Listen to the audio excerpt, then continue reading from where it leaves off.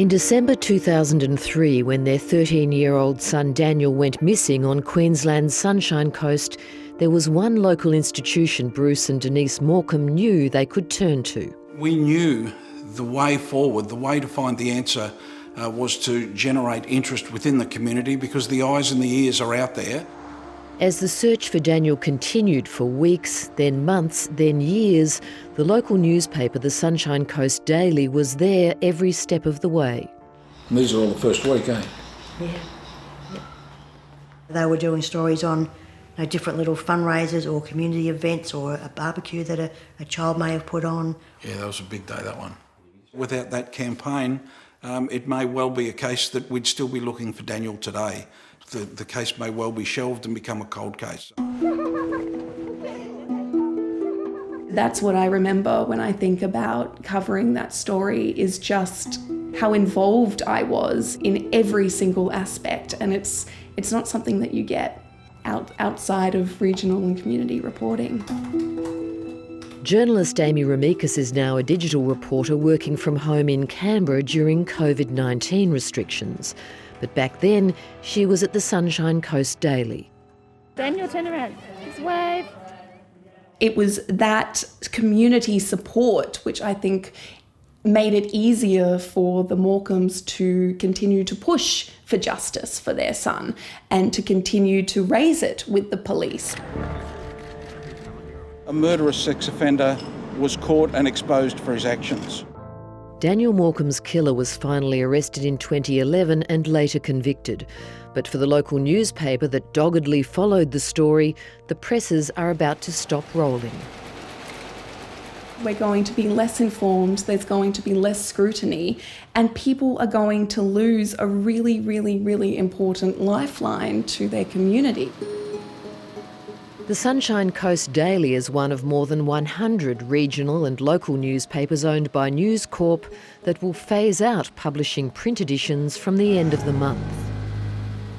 If we don't change, we won't have journalism in a few more years. We need to go where the readers are and where the eyeballs are, and that's what we're doing at the moment. We very much want to see a vigorous media sector in Australia in all areas, including regional newspapers and local newspapers, and we also want to be seeing those businesses operate in a sustainable mode, recognising the changes in technology and the changes in consumer behaviour. Data shows that since January the 1st, 2019, 219 newsrooms across Australia have reduced or closed their services, 115 of them permanently. We've known for some time that the business model is broken, supporting journalism in general. And I guess COVID-19 has really crystallised how important advertising revenue is, particularly to local news. Local reporters, when they do it well, they serve as watchdogs for their communities by covering things like and scrutinising local councils. But the newspaper also really matters because it brings together lots of information that connects people socially.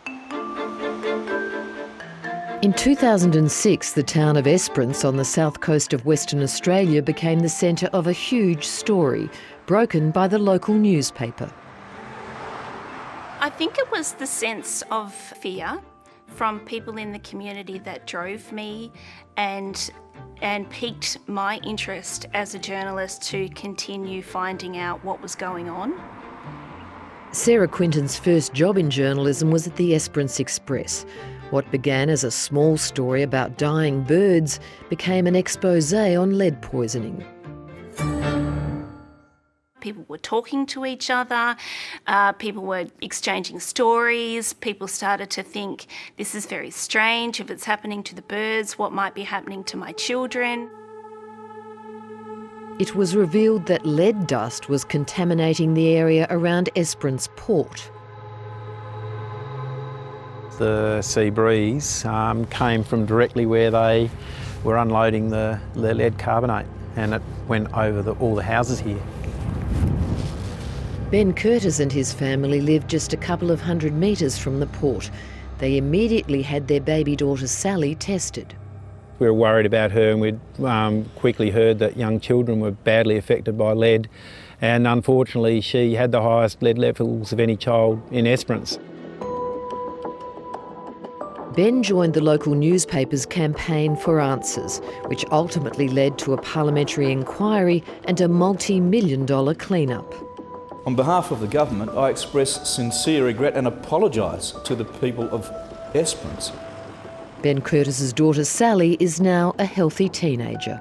It was really important to get the community behind it and I guess collectively putting pressure on the local authorities and the state authorities to do something about it. And without the paper, we wouldn't have done that.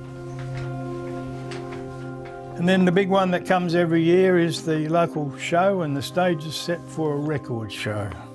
Bob Dunwoody founded the Esperance Express in 1973 and is proud of the work the newspaper has done over the years. It covered everything. I felt it was like a big heartbeat, you know, and most newspapers in the country are like that. Australian Community Media, the owner of the Esperance Express, told 7:30 the print edition is temporarily suspended and no final decision has been made about the future of the newspaper. Sort of been building. You could see that this media or the internet or whatever was just draining everything away from the little community papers. It's going to affect a lot of people. Hi, I'm Lee Sales. Thanks for watching this story. If you'd like to watch more of 7:30's stories, they are on the left of your screen. And tap on the button below to subscribe and get the latest from ABC News.